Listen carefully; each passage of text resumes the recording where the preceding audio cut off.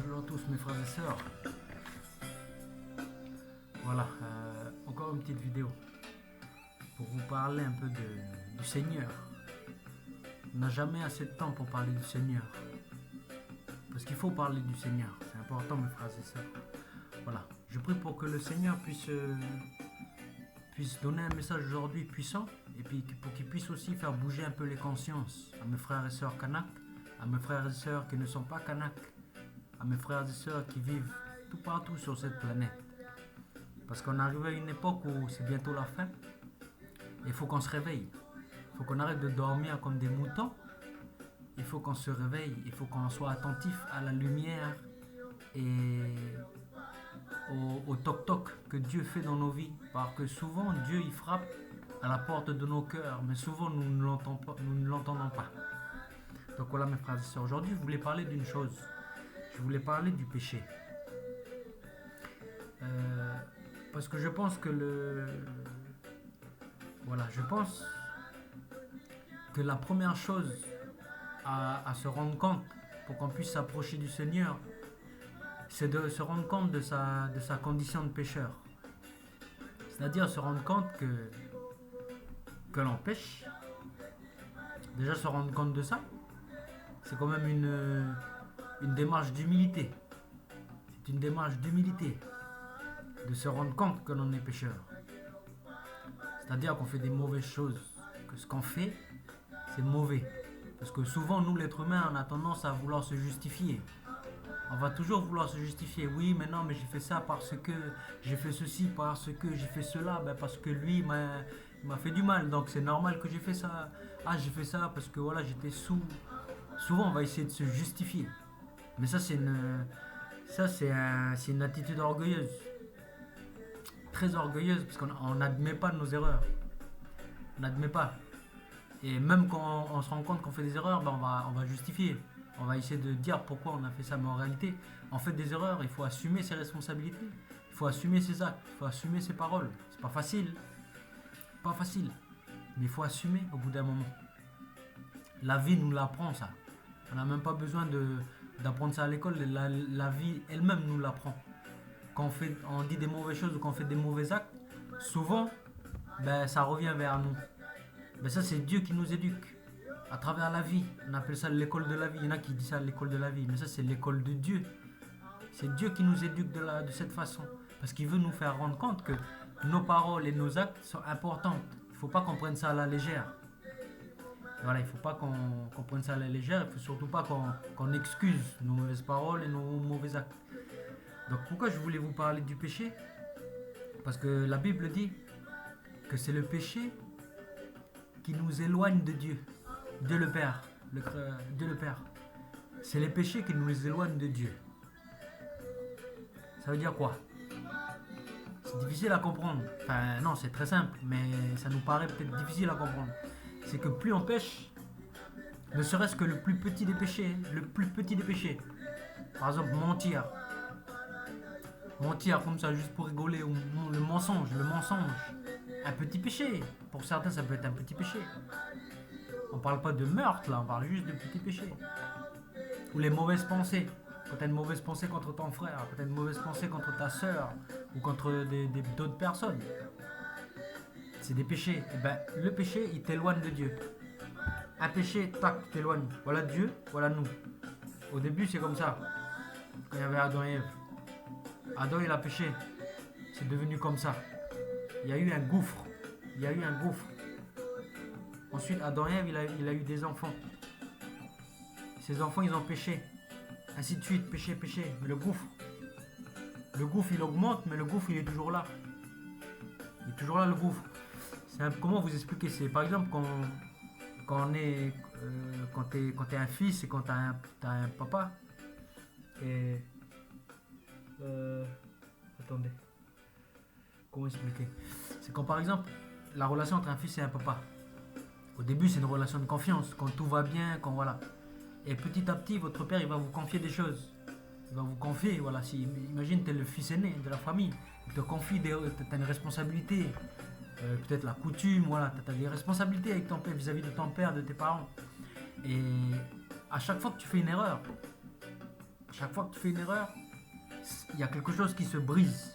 Ça, c'est dans la relation papa et fils, normal. Il y a quelque chose qui se brise. La relation de confiance se brise. À chaque fois que tu fais une erreur, chaque fois que tu fais une erreur, il y a quelque chose qui change. Ça change. Ta relation, elle change avec ton père. Et je sais pas, moi, tu fais une erreur quand t'es sous, t'es trop sous, tu l'insultes ou quoi. Mais il y a un truc qui se casse. C'est plus pareil entre avant et après. Ben avec Dieu, c'est la même chose. Il faut bien qu'on se rende compte de ça, mes frères et sœurs. C'est très important. C'est le début.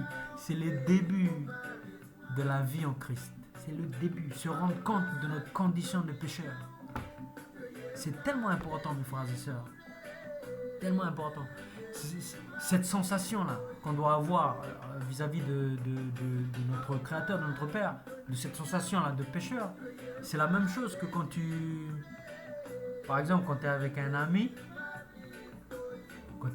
à l'école ou je sais pas quoi, et puis tu lui fais, une mauvaise chose. Tu lui fais une mauvaise chose. Soit tu... Ça peut être quoi par exemple? Je sais pas moi, tu le renies ou tu parles mal de lui. Tu le renies ou tu parles mal de lui derrière son dos. Et imaginez, vous aimez bien cette personne, c'est votre ami, c'est un frère, c'est une soeur. Et voilà, vous êtes amené un jour à critiquer cette personne. Voilà, vous vous rendez pas compte, mais vous parlez mal d'elle. Et ça la blesse. Vous vous rendez compte que ça la blesse. Mais vous allez avoir une sensation de culpabilité. Vous allez culpabiliser. Vous allez vous dire, punaise, j'aurais dû pas faire ça. Ah oh mon frère, il est triste ou punaise, là ce sera plus pareil notre relation à nous deux. Ah on était vraiment des frères, mais là, ce que j'ai fait c'est pas bien. Ben, on a cette sensation de culpabilité. Ben, c'est la même attitude que l'on doit avoir envers Dieu, notre Créateur. Avant voilà, de faire une démarche en Christ. Premièrement, on doit se rendre compte de ça. Que l'on est pécheur. C'est important, mes frères et sœurs. Vous ne pouvez pas savoir comment c'est important. Et ça passe par de la méditation. Tu t'assois et puis tu réfléchis, tu fais un bilan de ta vie. Il faut arrêter voilà, de toujours être dans le... Il faut faire des choses, il faut aller au travail, après il faut regarder un film, après il faut aller faire la fête, après il faut aller à la plage. Au bout d'un moment, il faut mettre stop.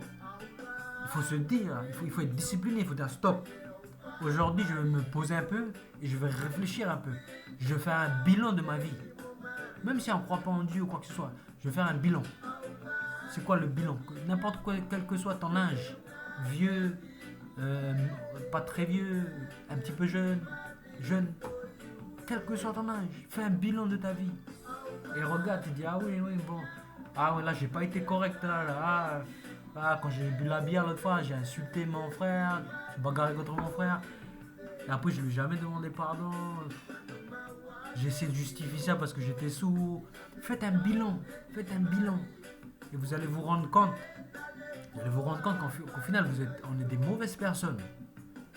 On a souvent tendance à vouloir embellir notre image. Se dire, ah mais nous on est... Ah mais vraiment, moi je suis une bonne personne hein, par rapport aux terroristes, par rapport aux criminels. Moi je suis une bonne personne. Hein. On a toujours tendance à vouloir redorer notre image. Mais faites un bilan de votre vie. Arrêtez de penser aux autres, arrêtez de penser ce que les autres ils ont fait. Faites un bilan de votre vie. Et vous allez vous voir que vous n'êtes pas si propre, pas si blanc que ça. Voilà, il y a des personnes qui font plus de mal que d'autres, mais de façon, je pense que chaque être humain il a quelque chose à se reprocher au fond de son cœur. Ben réfléchissez bien. Et quand vous allez faire votre bilan, vous allez vous rendre compte que vous êtes une mauvaise personne. Et ça va vous amener à vous dire, mais c'est quoi qui me fait prendre conscience de ça? Il y a quelque chose qui me fait prendre conscience de ça, que je suis une mauvaise personne. Il y a ma conscience là. Ma conscience, elle me fait réfléchir. Ma conscience, elle me fait réfléchir. Mais ça, c'est Dieu. Prenez conscience que c'est Dieu qui vous souffle. Il vous dit, mon fils, ma fille, il y a quelque chose qui ne va pas dans ton comportement. Mon fils, ma fille. Au-delà de faire du mal à ton copain, ou à ton frère, ou à ton père, ou à ton entourage, tu me fais du mal à moi, celui qui t'a créé. Parce que moi, je t'ai pas créé pour ces choses-là.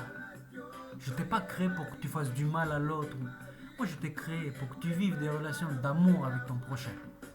Des relations de justice, des relations d'équité, des relations de paix, des relations d'amour avec ton prochain. Je t'ai pas créé pour que tu vas bagarrer, pour que tu vas insulter, pour que tu vas réclamer la terre, pour que tu... Je t'ai pas créé pour ça. Je t'ai pas créé pour que tu sois jaloux. Alors rends-toi bien compte que tu m'attristes. Ça, c'est pendant votre méditation. Prenez conscience de tout ça. Et le moment donné, vous allez vraiment vous rendre compte que vous avez vous avez attristé notre Créateur et votre péché vous a éloigné avec lui. Vous allez vous dire, mais comment je vais faire? Comment je vais faire pour me réconcilier avec mon Créateur? Parce qu'il n'y a que lui au final, mes frères et sœurs, qui peut vous changer, qui peut vous faire dévier du mauvais chemin où vous êtes entré. Il n'y a que lui. C'est pas la psychologie, c'est pas la sociologie, c'est pas les psychologues, c'est pas l'alcool, c'est pas le cannabis, c'est pas les drogues, c'est pas les copines, c'est pas faire la fête, c'est pas la musique. C'est pas ça qui va vraiment vous faire sortir de votre chemin. Il n'y a que Dieu. Donc vous allez vous rendre compte à travers vos méditations que vous avez besoin de Dieu. Mais vous ne pouvez pas parce que vous avez trop péché. Il faut lui demander pardon. C'est pas compliqué, mes frères et sœurs. Dieu, c'est pas quelqu'un d'inatteignable. Dieu, c'est un papa. Il faut juste lui demander pardon avec son cœur. Lui dire pardon pour tout ce que je t'ai fait. Je m'excuse du plus profond de mon cœur. Et il va vous dire, et il nous l'a déjà dit à travers la parole, qu'il nous pardonne parce qu'il nous aime. Mais il nous demande une chose. Il veut effacer nos péchés. Parce que dès qu'on pêche, les péchés ils se collent à nous. On est rempli de péchés. Donc on demande pardon à Dieu, ok on est pardonné. Mais les péchés on fait quoi? Ils sont toujours collés à nous. Mes frères et sœurs, il y a une seule chose qui peut vous enlever tous les péchés. Là. Enlever poubelle. Il n'y a qu'une seule chose. C'est le sang de Jésus-Christ. Mes frères et sœurs. Je ne dis pas ça pour faire mon malin ou quoi que ce soit. Ou pour répéter ce que j'ai entendu à l'église. Non, je vous dis ça parce que c'est la vérité. Moi, je l'ai expérimenté, mes frères et sœurs. Quand vous allez vous rendre compte, quand vous allez demander pardon à Dieu, et que vous allez vous rendre compte que la personne qui lave vos péchés, qui vous enlève les péchés, c'est Jésus. Parce qu'il a porté tous tes péchés à la croix. Vous allez vous sentir, mes frères et sœurs, l'Esprit Saint. Vous allez sentir c'est quoi faire le baptême de l'Esprit Saint. Le baptême du Saint-Esprit. Vous allez comprendre c'est quoi, mes frères et sœurs. Vous allez sentir une puissance de paix, une puissance une vraie puissance, quelque chose qui vous domine, mais c'est la paix, c'est l'amour.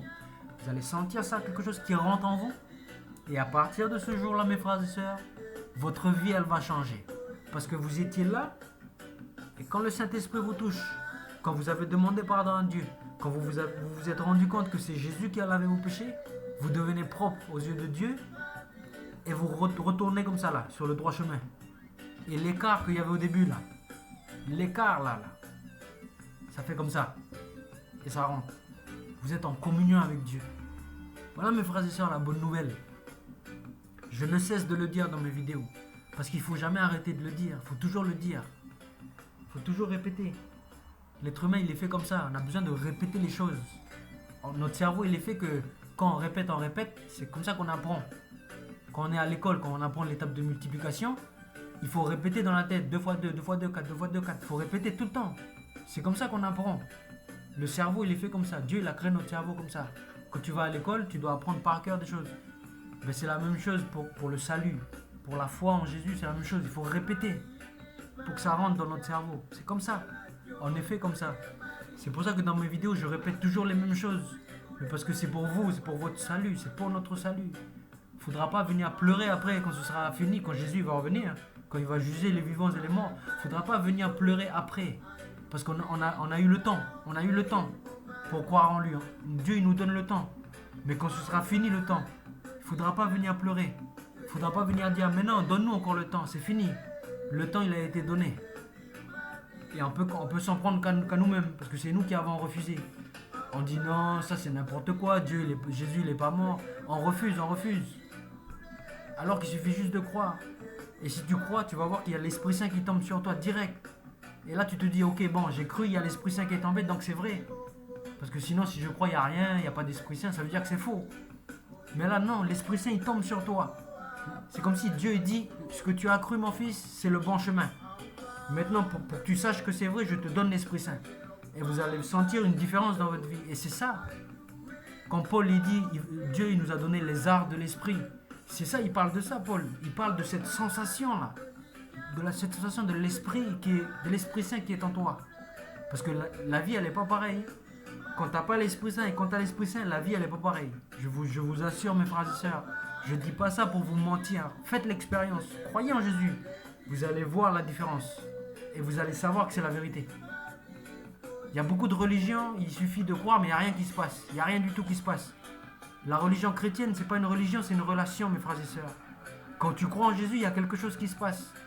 Et beaucoup de personnes ont fait l'expérience. Moi, j'ai fait l'expérience, ma sœur l'a fait l'expérience. Dans toute la planète, on entend des gens qui font l'expérience. Est-ce qu'ils mentent?